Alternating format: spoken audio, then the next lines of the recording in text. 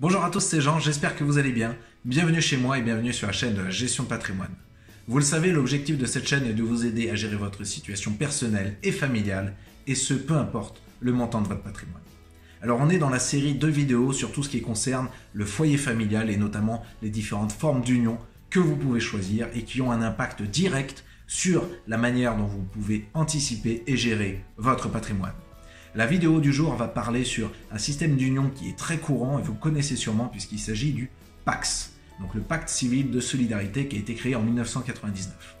Donc on va dans cette vidéo rentrer dans le détail de comment fonctionne le PACS et quels sont les impacts sur votre stratégie patrimoniale en fonction des objectifs que vous pouvez avoir. C'est parti pour la vidéo.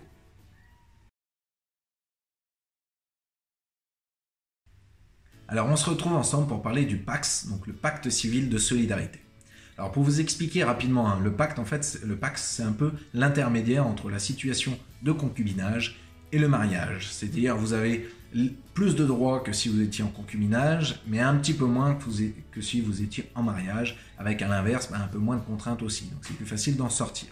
Et c'est la raison pour laquelle le PACS a eu autant de succès au moment où il a été créé, donc en 99, mais même encore aujourd'hui, le PACS est quelque chose qui est très très utilisé et on va comprendre pourquoi dans la démonstration que je vais faire, parce qu'évidemment, il y a des situations assez particulières et majoritairement le PACS peut être très intéressant dans beaucoup de cas. Donc le PACS, en fait, c'est, comme je vous le disais, l'intermédiaire entre le concubinage et le mariage. Alors ce qu'il faut savoir, c'est que pour être pacsé, il ne faut pas être marié. Déjà, bon, c'est une première chose, ça peut paraître évident, mais voilà, c'est une des conditions. Il ne faut pas être marié. Et une fois que vous mariez, le PACS se dissout automatiquement. Donc si vous étiez en union sous un PACS et que vous vous mariez, le PACS est automatiquement dissous. Donc ça, c'est les deux choses à savoir. Ensuite, où est-ce que je peux, moi, faire un PACS? Donc vous pouvez décider de vous paxer, c'est soit chez un notaire, par exemple si vous voulez un contrat particulier, une convention particulière, et ça je vais y venir, ou vous pouvez le faire tout simplement en mairie. Donc vous allez en mairie, vous prenez rendez-vous et vous pouvez vous paxer. Ensuite le PACS, à l'inverse du contrat de mariage qui fonctionne par des contrats qui sont différents, vous avez des conventions que vous pouvez faire appliquer. Donc par défaut, en fait, le régime de PACS, c'est un régime séparatiste, c'est-à-dire que vous êtes en séparation de biens. C'est-à-dire que vos biens et ceux de votre conjoint pacsé, conjoint ou conjointe pacsé, sont complètement séparés.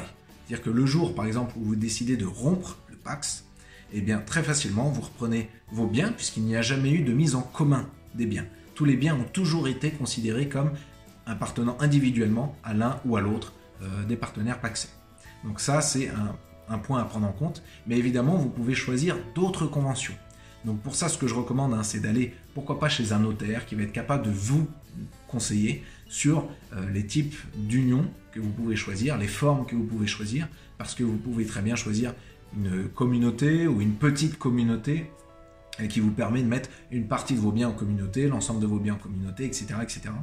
Donc le PACS, par défaut, séparatiste, mais vous pouvez par convention, définir des règles spécifiques adaptées à votre situation particulière. Et là, je vous recommande notamment de vous faire accompagner par un notaire qui saura comment rédiger de manière optimale pour répondre à votre situation très précise, votre PACS.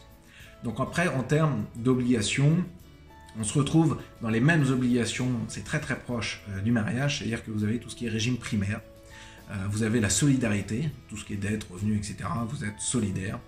Vous avez une aide mutuelle, vous avez une obligation d'aide mutuelle vis-à-vis de votre partenaire. Donc ça, c'est un peu les obligations que vous pouvez avoir. Je pense que je ferai une liste, pourquoi pas, dans la description, parce qu'il y en a pas mal.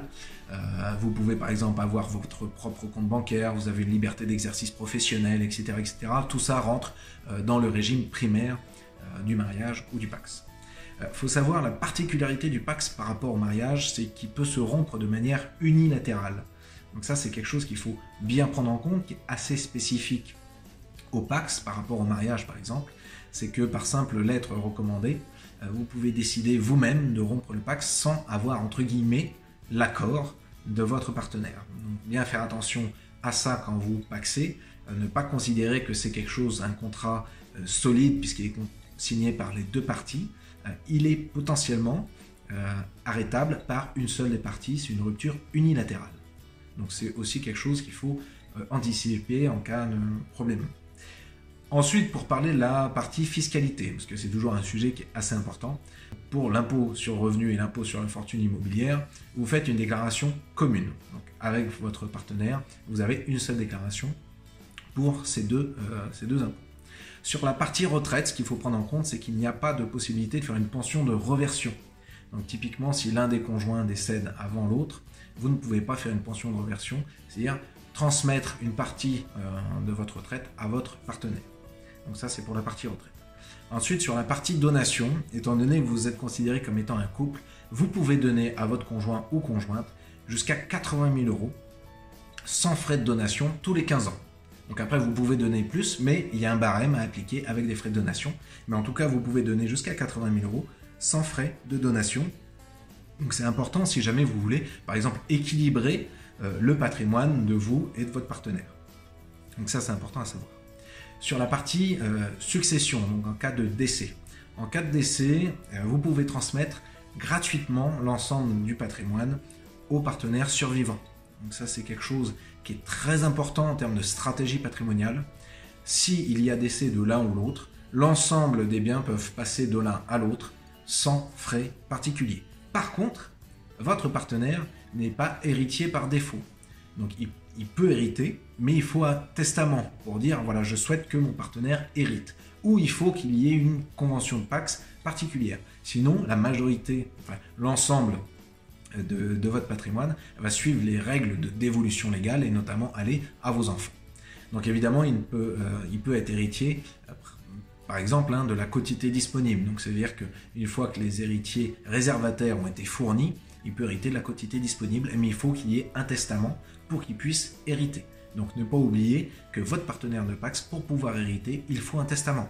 Donc ça, c'est le genre d'élément auquel il faut absolument penser le jour où vous vous pacsez. Donc peut-être pas tout de suite, mais il faut l'anticiper.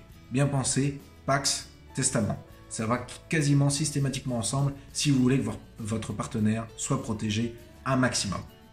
Ensuite, sur la partie succession, étant donné que vous êtes considéré comme étant un vrai foyer, c'est vraiment votre partenaire, vous avez un droit, si par exemple votre partenaire décède, vous avez un droit sur la résidence d'1 an, d'occupation d'1 an.